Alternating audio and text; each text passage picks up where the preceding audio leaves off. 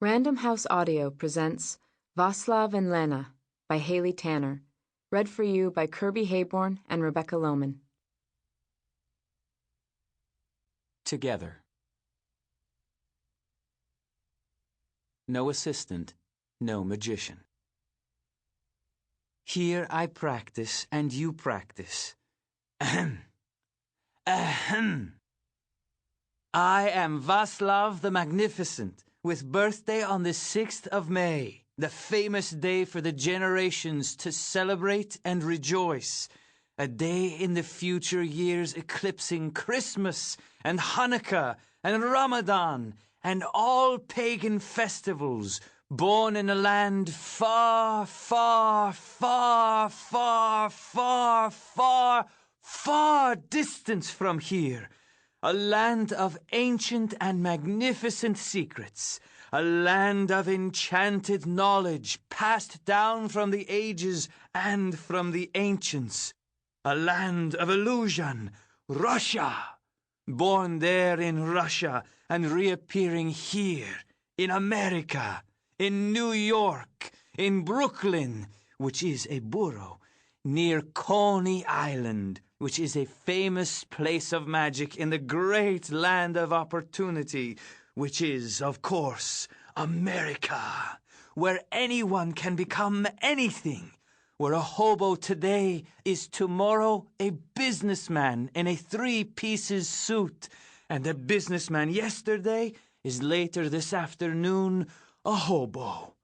Vaclav the Magnificent, who shall, without no doubt, be asked to perform his mighty feats of enchantment for dukes and presidents and czars and ayatollahs, uniting them all in awestruck and dumbstrucks, and thus, one day in the future years, be heralding a new era, which is a piece of time, of peace on earth. Ladies and gentlemen, I give you, I present to you, I warn you in advance of his arrival, so that you may close your eyes or put your hands on your face if you are afraid. Vaclav the Magnificent, boy magician. Lena says in a grumbly voice. Lena, what we are having here is perfect introduction to the act. It is long and perfect and made of only the best and longest thesaurus words, says Vaclav. After third sentence, say, magic is art of control events using supernatural powers, says Lena. This sentence is a favorite of Lena's.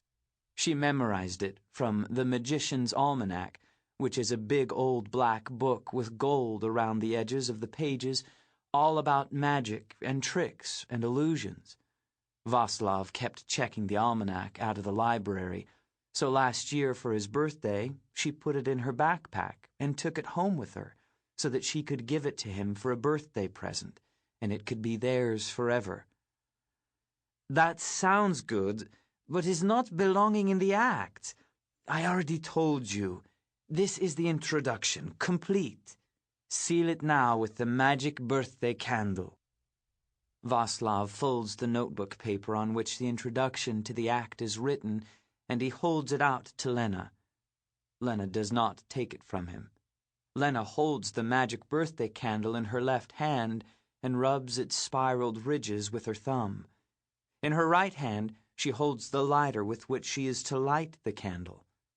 The wax-dripping paper sealing is an important part of anything Vaclav and Lena write, and it is Lena's job, exclusively Lena's, to light the magic birthday candle, to hold it high, and to then let the wax drip onto the folded paper, sealing it for all of time.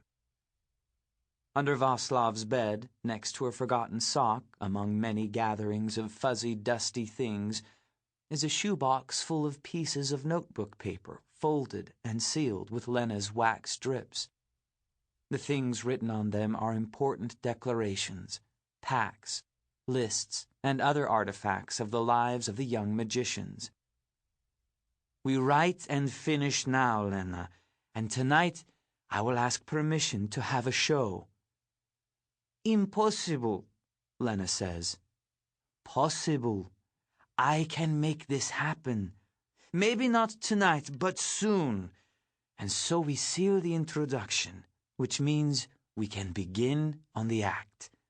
Once we have permission, we perform. Light, melt. It is done. Unfold.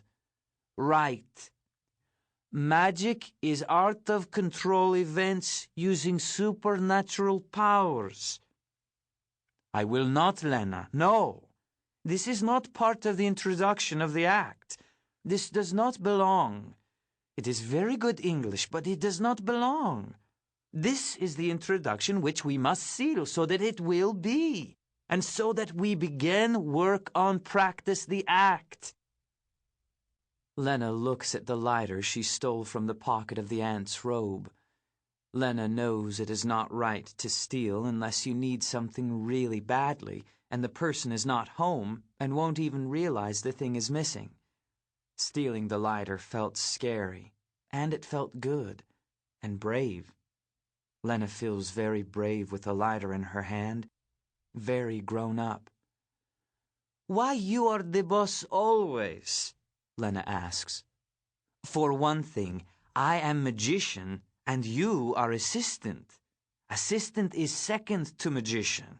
There is no assistant without magician, says Vaclav. Without assistant, no magician, says Lena.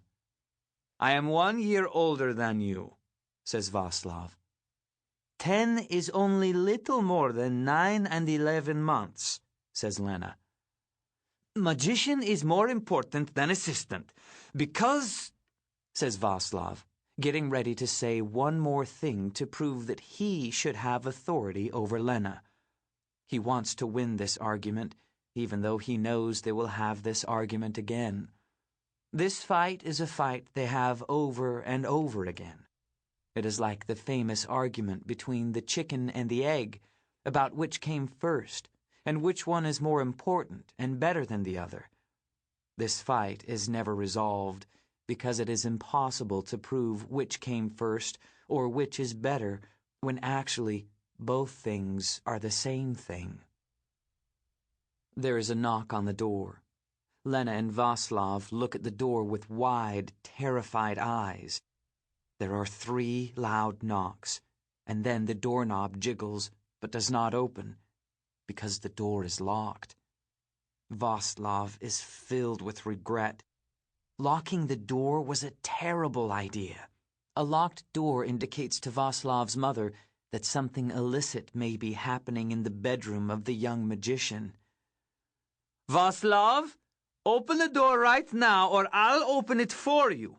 You want to do this hard way or the easy way?